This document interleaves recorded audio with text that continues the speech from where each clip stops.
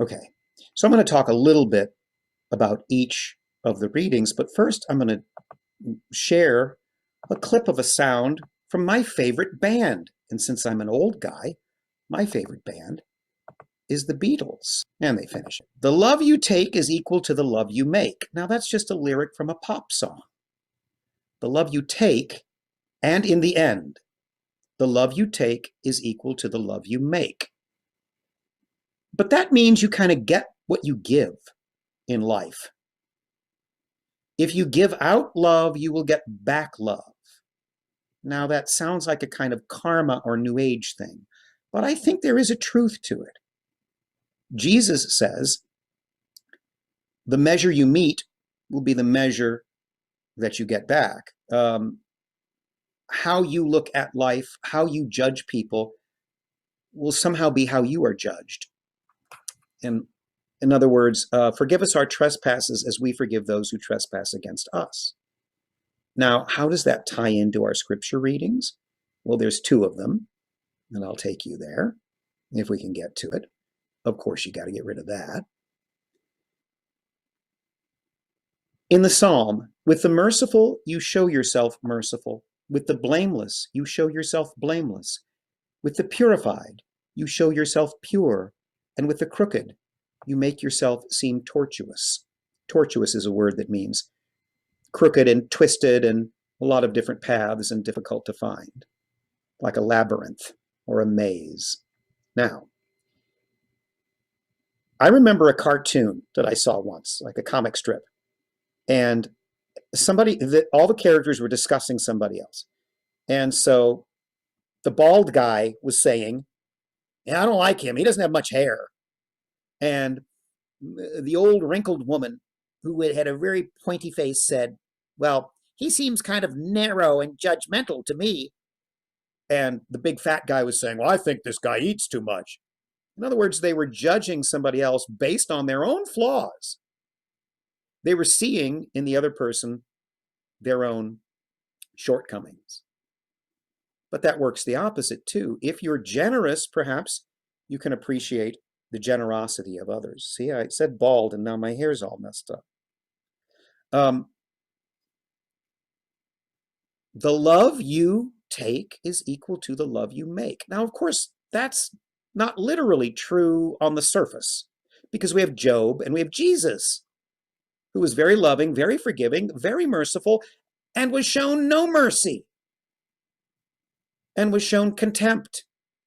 Now, that's part of the mystery of life as well, but on a deeper level, Jesus, through this treatment, made his way on behalf of all of us to a greater and truer life. Which reminds me of the other reading, and this is from 1 Timothy. 1 Timothy, New International Version, 1 Timothy 6:19. In this way they will lay up treasure for themselves as a firm foundation for the coming age, so that they may take hold of the life that is truly life. Or a better translation, treasuring up for themselves a firm foundation for the future, so that they may take hold of that which is truly life. He's talking about the people who are not just interested in the treasure that gives them worldly success. That they're laying up their treasure, for where your treasure is, there will your heart be also. They're doing work not just for the life to come, but for the life to come even now.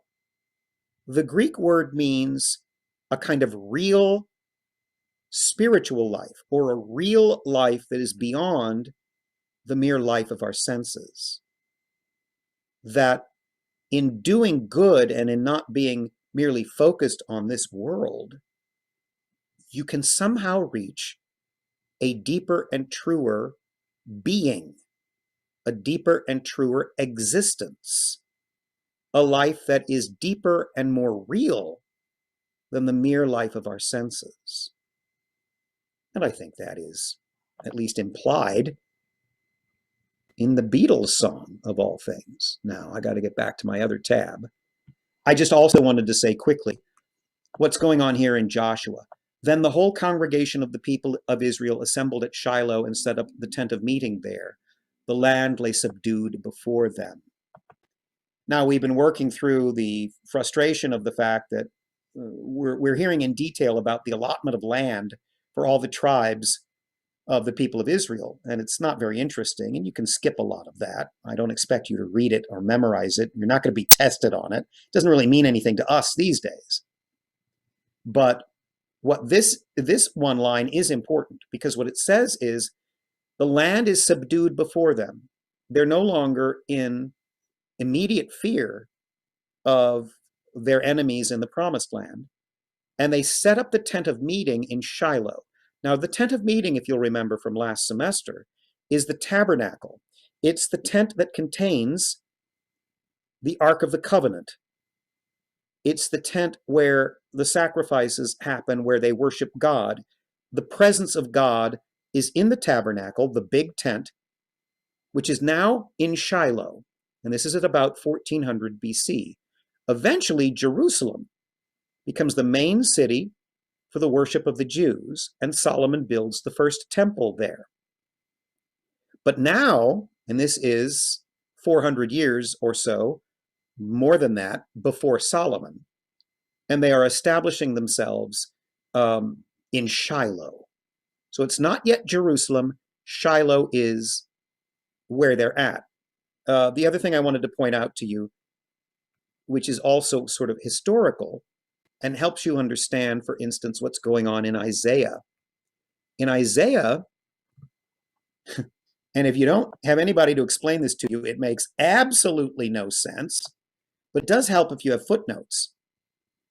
Remember, we were just talking about, and a virgin shall conceive and call his name Emmanuel, and we're talking about the two powers that are assaulting Judea, the southern kingdom, and that is Israel, the northern kingdom, and Syria. The capital of Syria is Damascus, and the northern kingdom is called Ephraim, generally speaking, or Samaria. And now we find, moreover, the Lord said to me, and this is Isaiah speaking, take a large scroll and write on it with a man's pen concerning Mahir Shalal Hashbaz. And I will take for myself faithful witnesses to record Uriah the priest and Zechariah the son of Jeberechiah. You're supposed to write down this name, Isaiah, Mahir Shalal Hashbaz. Okay, great. What does that mean? You look at the footnote. And look, it tells you. It means speed the spoil, hasten the booty.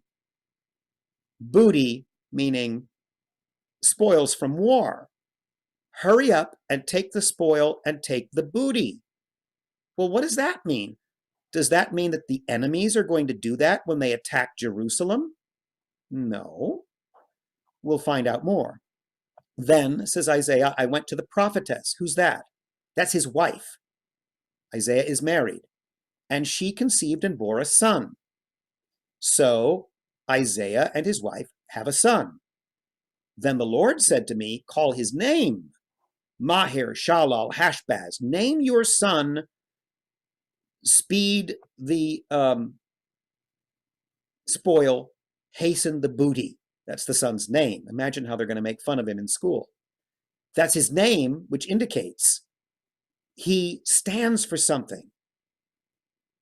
He continues, for before the child shall have knowledge to cry, my father and my mother, before the child is able to really say, mama, dada, the riches of Damascus, Damascus is Syria, and the spoil of Samaria, Samaria is the northern kingdom.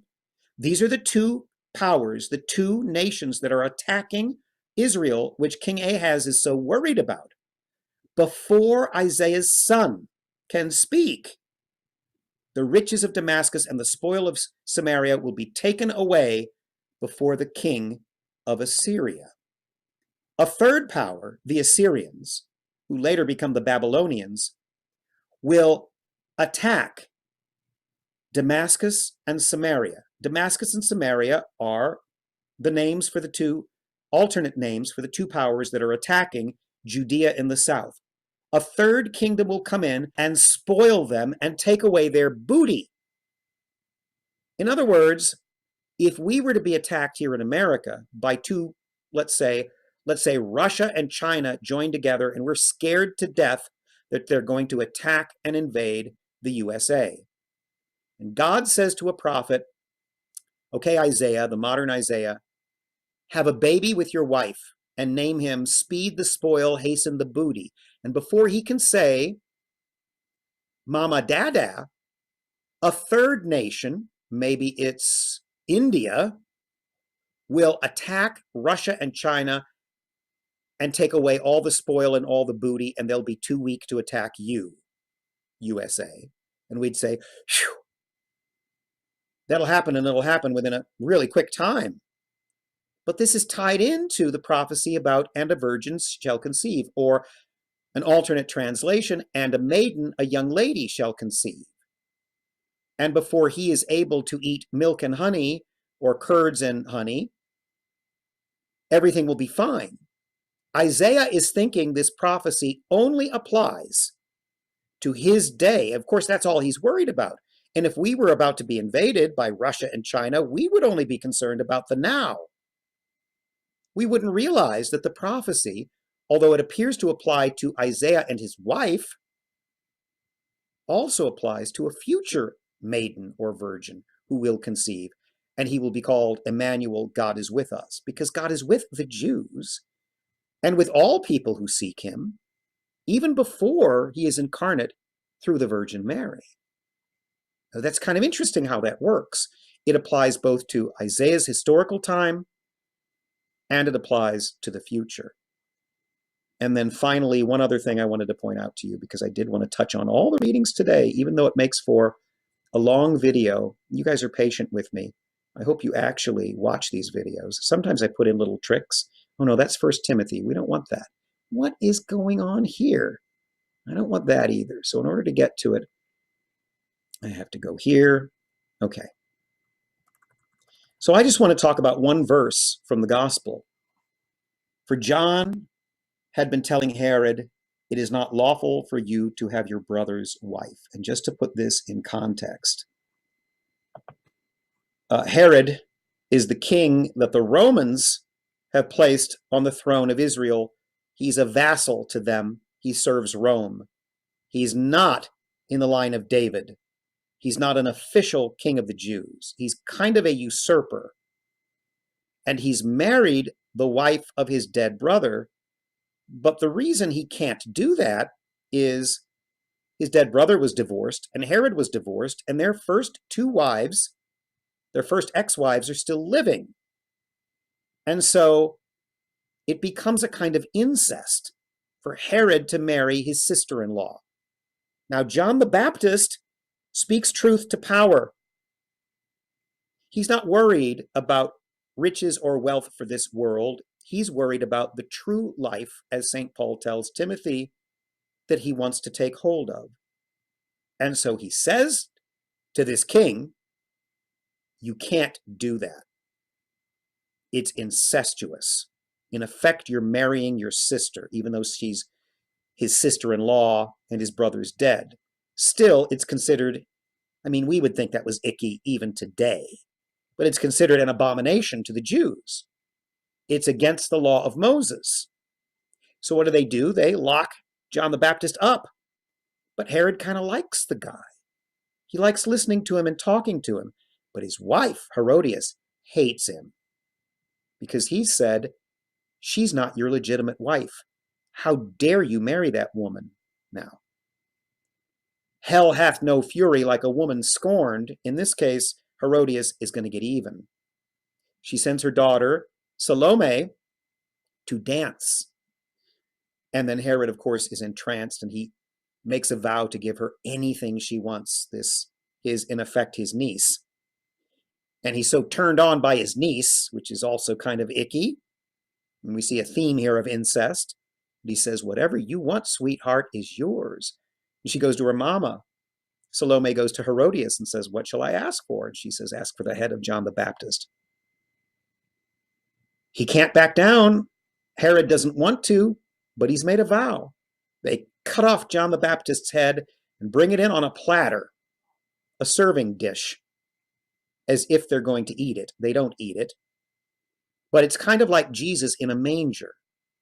In other words, John the Baptist, as a forerunner of Christ, is brought in, his head on a serving dish, as if this sacrifice will somehow be your food that will make you as holy as John the Baptist. That's the implication symbolically. So all of this is going on in these 5 readings, which are not any of them particularly long, especially if you skip in Joshua the lists of which tribe gets what territory, which you can. We're going to get back to a narrative in Joshua soon. In other words, more stories and less details of who gets what area. Okay. So I don't like having my laptop on my lap because it keeps jumping. Anyway, I hope you got something from this video, even though it was a long one. More next time.